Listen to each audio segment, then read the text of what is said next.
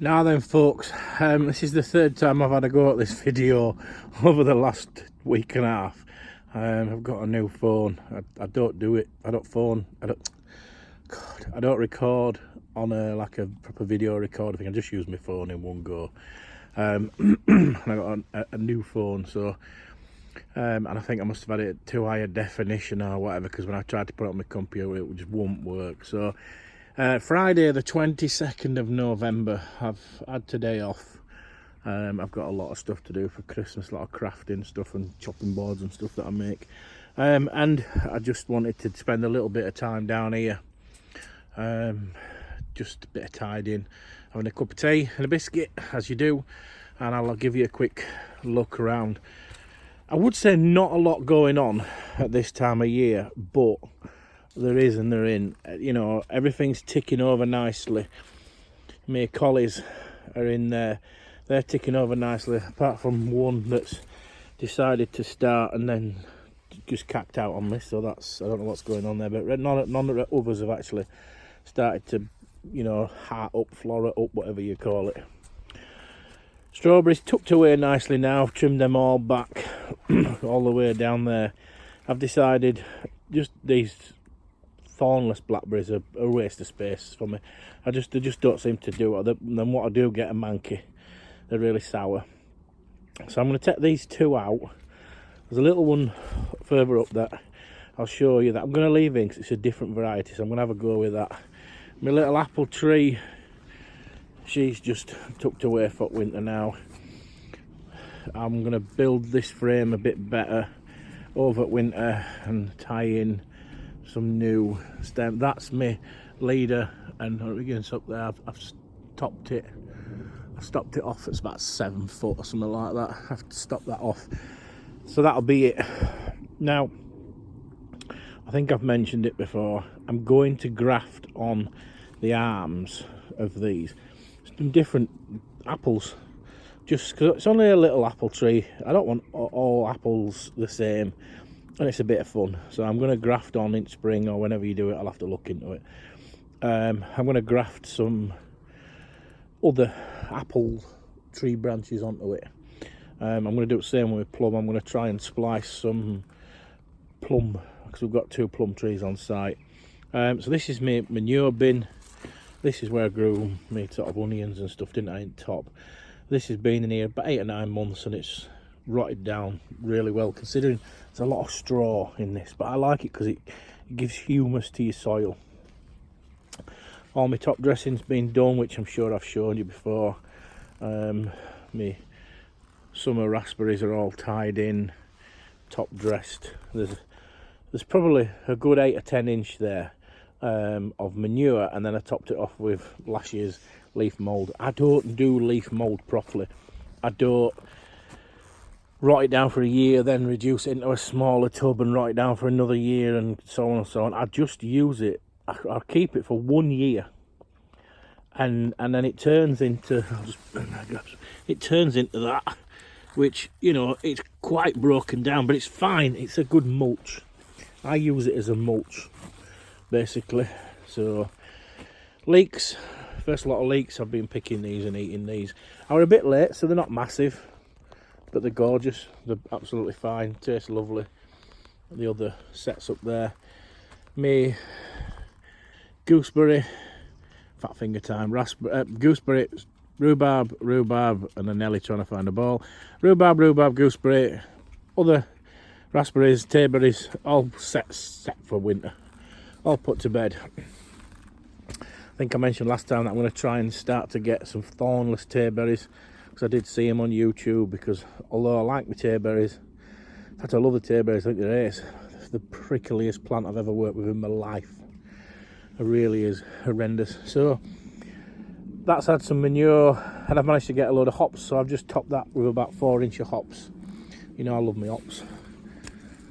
Me dinosaur corner, as I like to call it. Bit of a mess. My kale. But if I I've just found Nellie's ball. No wonder she's looking for it. Although this kale, if I stake it, sorry, I just moved my hand. when I stake these particular, I don't know, they go massive, they go really, really long. For it to get, there's one there that goes all the way there, all the way in there, under there, and then curls up and comes to there. It's huge. So I just let them flop. I don't cover them, and I'll just be picking this over winter. I've got some Swedes left, a couple in ground. I'm going to pick them soon and get them chopped up because I want to top dress this ground. I don't like leaving bare soil. To be honest, I ain't got much bare soil because I'm managing to really utilise my beds through winter. My little plum tree, I have had to give it an haircut. You shouldn't prune stone fruit trees, so plums, cherries, anything with a stone in until spring because of risk of sort of weeping and diseases and stuff. But this, if you remember, had a bit of a disease, some diseased leaves and a few dead branches.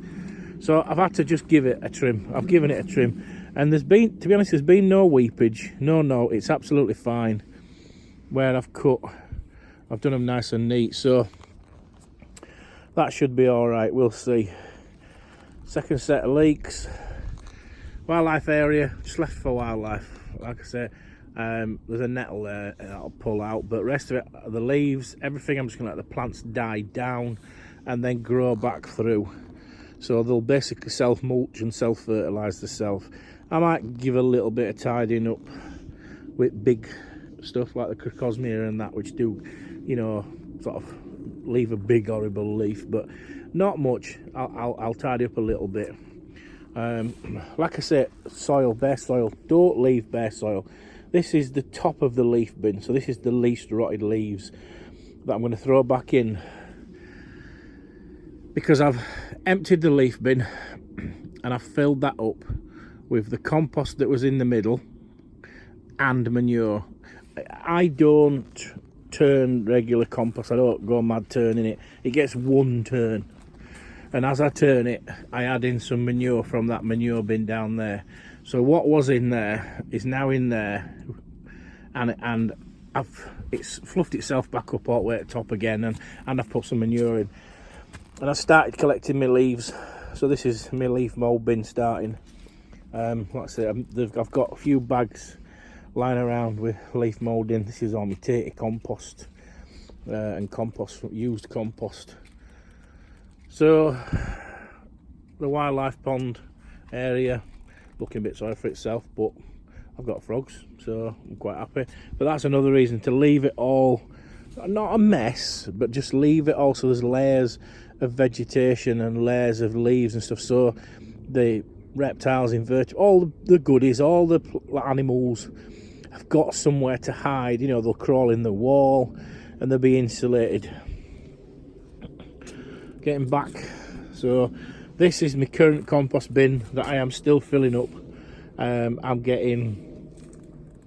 sort of on the last of the grass clippings, few leaves, not many, just a few leaves, hops, kitchen waste, shredded paper, all that, and I'm just still building it up. Not as much, obviously, as you all know. I leave buckets everywhere, I collect water wherever I can.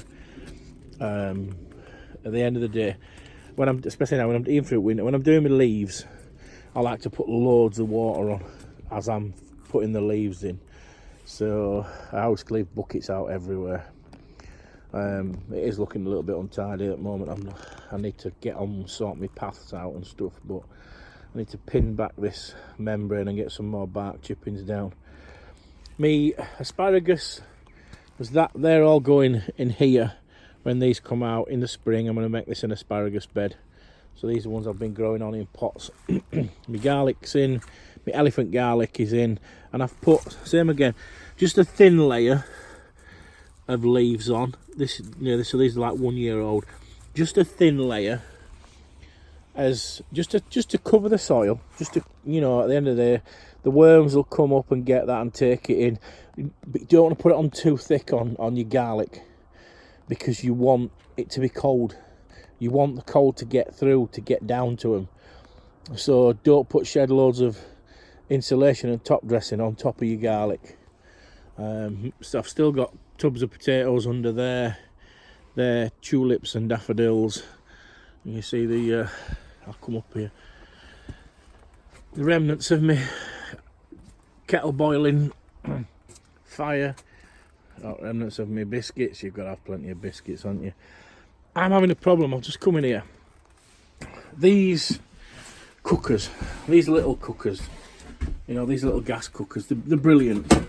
But that gas, as soon as it gets cold, don't bloody work, even on a full can. I don't know what it is. It's crap. It just don't work. It just won't fire up. It won't work. So through winter colder months, I just build that little thing there, 2 flags, and just stick my kettle on there. Soon gets going. Right. One thing I've learnt this year. I know there's this big thing going around with 3 things you've learnt this year. First thing I've learnt is I love my allotment. My allotment saves my head. And that's number 2 as well. The allotment saves my head. It is just, I love this place. Even if I don't do it, I still come down. Because it just, yeah. But the biggest thing I've learnt this year, I think it was Tony C. I think it was Tony C. Mad as a bag of frogs he is. Really nice bloke. £1 salad from Morrison's. And he put it in his polytunnel towards end of summer. Well, I thought, oh, I'll give it a go. It's amazing. So, all that lot is a £1 live salad from Morrison's. And it's going fantastic. There's a few radishes in there. Can't get used to this camera. There you go. There's a few radishes in there. And all I do, I'll just try to swap hands again, is I've got my mini polytunnel screwed on. And it just comes down. And it just sits on that block there like that, if you can see. And there's just a gap there. There's just a gap. And that's like that day and night, frost, rain, wind, whatever. And it seems to be working. Seems to be working. These are my spring cabbages in there and in there. That's just only cover I had that could cover it. This is obviously my carrot cover. But they're just sitting there now, ticking away nicely, not doing no.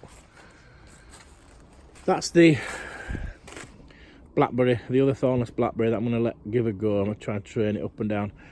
And my strawberries. These coffin beds, they're hard work to keep them watered.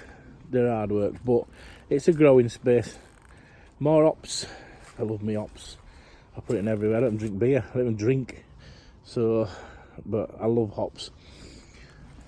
Some more of my overwintering veg. Purple kale, purple sprout and broccoli. Doing really well under here. No weeding whatsoever in there because I've top dressed it. Now I've just noticed, sorry I got a bit close to the camera now that I shouted, that there's a few little raised areas in there, and I wonder if Mr. Morley is crawling about in there. Because my soil's so soft, I don't get molehills. I just get like little ridges where it's pushed it up a bit. I'll have to wait and see. And like I say, my collies, apart from that one in the middle that looks to be about 8 inch tall than everybody else, I don't know whether that is a cauliflower or what. But see, this one I didn't top dress. And if you look closely, there's some little weeds. This one I just raked about because it had a load on earlier, but they're tiny, they're tiny. Right folks, so oh excuse me, just a quick update. Not in there, just bark chippings from my path. Everything's ticking away nicely or asleep, how it should be at this time of year. Like I say, me personally, I love my raised beds. I top dress them with just a little bit, or I top dress them with a load, whatever I've got. It's really nice for people to see next door to me, because my next door neighbour, I'll just come back out here, is traditional through and through, and he's doing his winter digging. You know, he's doing his winter digging. So you've got two ways, haven't you, there? You've got your traditional, dig it all over every year, puts in a bit of whatever, leaves, manure, compost, whatever it can get hold of. And then you've got the raised bed system that I use. Two completely different ways. Both give just as good results. For me, it's just the workload. My next door neighbour quite likes digging. I don't. I just can't do it anymore. So folks, I could stay on that. Lovely, isn't it? Just brown. Why the heck did they pull all the grass off just to let it sit there? And Nellie's still searching for that ball that's sat in top at kale. She will just search round and round and round for hours. No complaining, no whinging, no crying, no moaning. She just searches. Little nose round and round and round. Nellie, where's your ball? Won't be mean. I don't know how it got in top of here. Oh, what's that? So she'll be happy now. Right, folks. So, just a quick update, and thank you very much for following me. In the next video, I'll go through what I do with my tools for winter. Somebody's asked me a few times how do I sort of take care of my tools and stuff, and clean them and put away and oil them or not oil them, and what I do with them. So in next video I'll go over my tools, what I sharpen, what I don't sharpen, what I clean, what I oil, blah blah blah. Right, thank you very much folks. Have a lovely weekend. I know it's forecast rain. Ta-ta for now.